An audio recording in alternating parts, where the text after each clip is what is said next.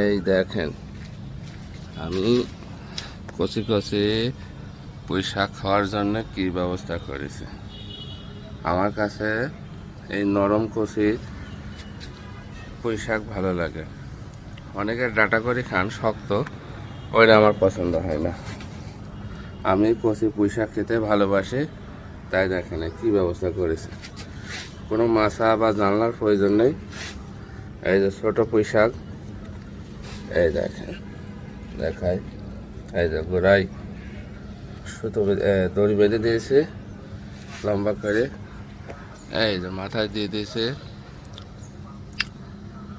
বড় হবে এর সাথে পেঁচাই দেব, আর বড় হওয়া মাত্রই এই নরম ডাগা এই দেখেন এখান থেকে কেটে নিয়েছি।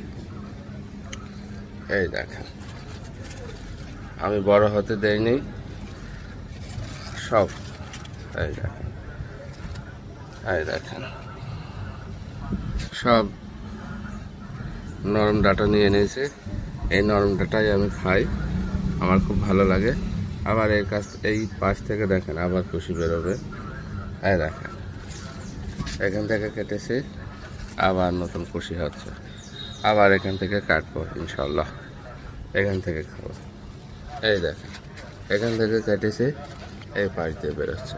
এই দেখেন এই কুশি নরম কুশি বেরোচ্ছে।